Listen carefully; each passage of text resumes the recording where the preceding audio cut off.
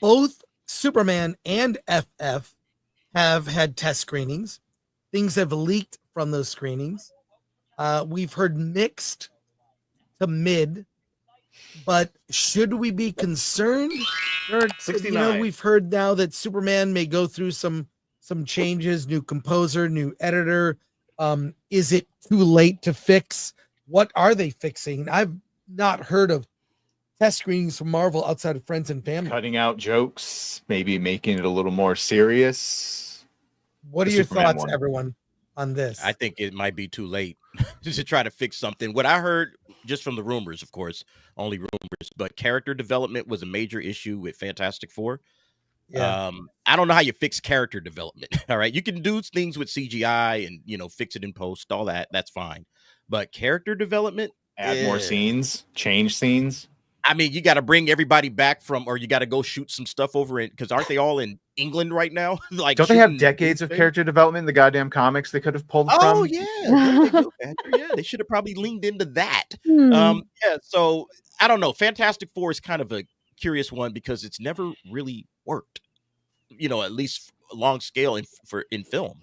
They really haven't gotten it 100% right. I think the first Tim Story movie is probably the best that we've gotten from all the different movies. So I don't know. I mean, can they get Fantastic Four right, I guess, is the question. But yeah, if they say the character development is bad, listen, character to me is the entire movie. If the characters suck, the movie sucks. I don't like movies with bad characters.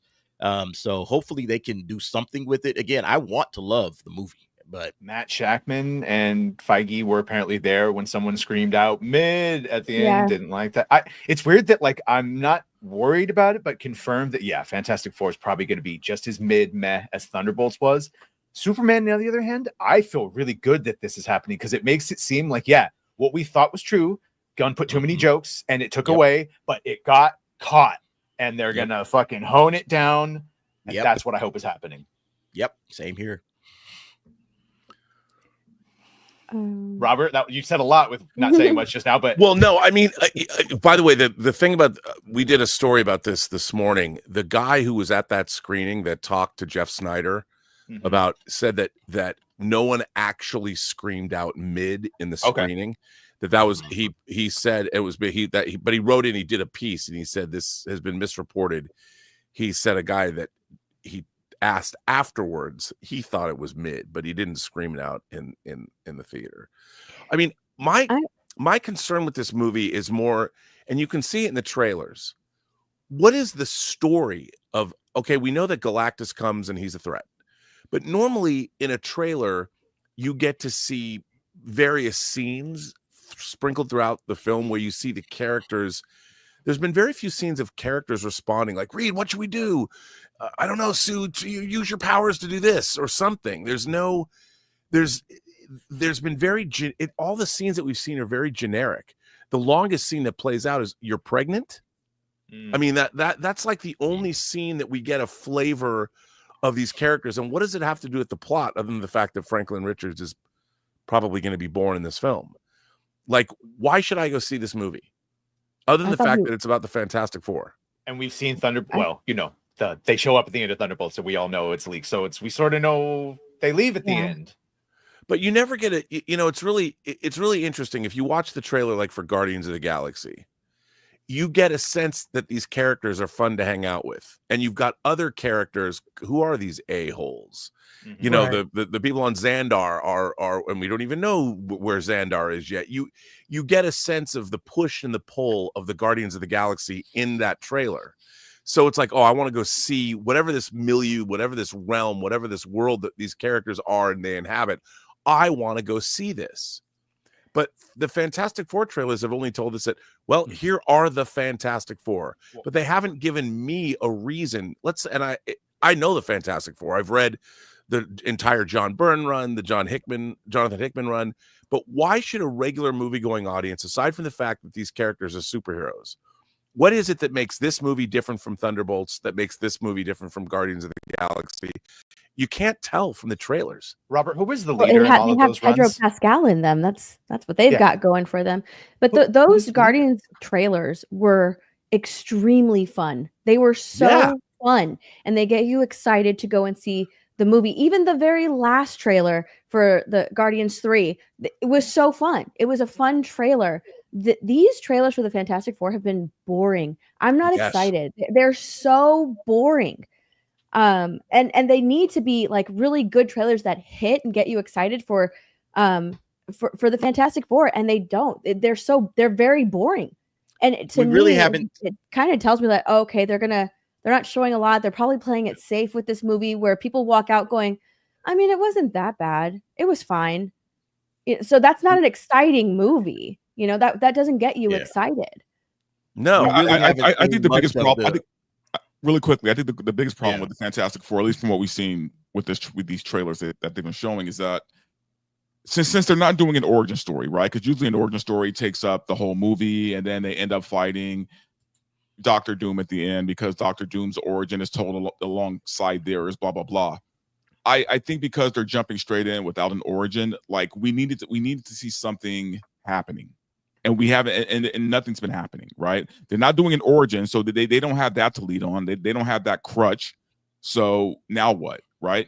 And I guess that leaves them with, well, if your big bad is at the end, what the hell happens during the whole film up until the end? And they haven't been able to show anything. Or maybe, I don't know, like, look, we haven't seen everything. Maybe they're sandbagging it. Maybe they're waiting to the last month to show us, the bells and whistles. But I think it's all marketing. I think maybe they're sandbagging it, starring Pedro Pascal. I know. Silver Surfer. Of course they're fucking. We don't really get a lot of Galactus, right? We don't get a lot of Galactus, and he's the villain. So, that's one of the biggest issues, is that they haven't shown us a lot of the Galactus. Now, they did show us a lot of female Silver Surfer in the last Sue trailer. Storm she shows confirmed. Sue Storm is confirmed to be the leader by Matt Jackman. She is the leader. Oh, yeah. But that's the problem with Galactus, though, man. Galactus, you know what? Look, let's just call it what it is. Galactus is a very boring antagonist. He just is. I mean, he shows up, he eats the planet. It's like there's really nothing more to him than that. So, I mean, he's a celestial, but why would you bring something like that into a first movie? Thank you. That's what I said. That's like going straight to Dark Side. That's like, yo, slow down. Let's build to that. Slight spoilers that I'm sure people don't care about. I think the whole idea is that she gives birth to Franklin Richards, who has multiverse changing, reality bending powers, and guess how they're going to reset everything eventually. Big MacGuffin, Doctor Doom, kid, whatever they're going to do with it. But that is why they're doing this, because otherwise it really just makes no sense. You know what would have made more sense, though? Having Doctor Doom be in this film. Correct. This should be the first appearance of Doom. Yeah. Right. And then we get Doom the movie. Right, and then Secret Wars. He might be that would have made more sense to me. But you don't go to your big bad a big bad like Galactus right away. Like Galactus has always been, to me, besides Doctor Doom, their next biggest villain. So Silver Surfer, the way that they're portraying her in this particular movie doesn't make it feel like she's going to be a villain throughout this entire film. So the trailers haven't really shown us much. We don't know what the stakes are. We just know that she shows up. Are you the protectors of this world? Yes.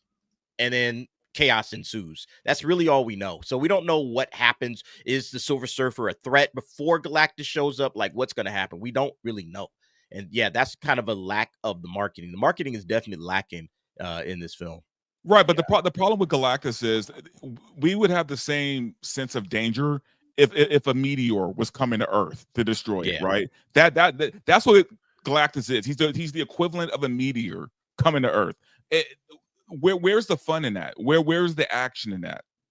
Well, all the test screen says Galactus is the best part. Saying Galactus is the best part of the text screen. Okay, but is that good or bad? Right? So especially if he's only in there for 20 minutes. If he's only in at the end and he's the best part, then we're going to sit through 2.5 hours of bullshit. Boring. Then the rest of the movie must be boring. If the ending of the movie, the action is the best part. But that's what you guys just kind of nailed. What I've felt from the trailer, it feels like the movie's not very full, in the sense that it doesn't feel like the trailers have not given me a full meal. They've introduced me to Fantastic Four, and then Galactus is here. So how is that different from the other Fantastic Four movies that have already been made?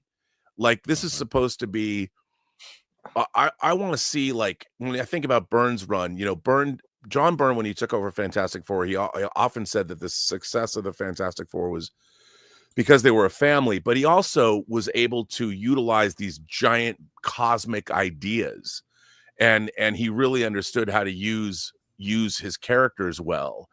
And I'm like, are the only characters in this movie the Fantastic Four and then Silver Surfer and Galactus? Well, you kind of have to go out of your way to watch all of the little supplemental commercials to see, and then look into all the leaks. But it does look like most of the film, at least the first half, is showing the Fantastic Four, that they're the stars of their universe, the only heroes. Mr. Fantastic has like a Bill Nye the Science Guy, Mr. Fantastic explained. Sure, they're going to do all of that, Ed Sullivan analogies, while revealing she's pregnant, what that would change. Mole Man will show up and they'll fight him. That'll be like the first part. And then the dramatic of the Silver Surfer shows up to upset that balance. And what are they going to do?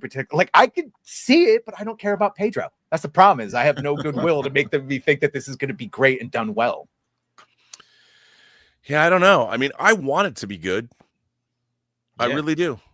I would like to really love this movie. Galactus seems like the first thing they can't solve, because that's why they show Pedro. Will you say? I don't know. I don't. It's the first time he doesn't know. And like, but again, it's Pedro. So it's very hard for me to get jazzed up about that whole thing, because he's just ruined it for me. I don't know. Well, compounding. Like how wooden he plays Reed Richards. He's just not Reed Richards, man. Look, as much as I don't like the guy, I've seen him do better in other roles, right? I just don't buy him as Reed Richards. Well, he wasn't the first choice either. They went through they tried 3 other people before they went to him. Man. Well, compounding. And it shows because people are like, that's not Reed Richards. This doesn't feel like Reed Richards. Oh my gosh, Pedro again. So yeah, he wasn't their first choice, but it says something that multiple actors passed on a Fantastic Four movie for Marvel. And Pedro was just like, okay, yeah, I'll do it. He accepts any role. But it says something about the state of Marvel that actors are like passing on it. They're like, no, thank you. I don't want to go there.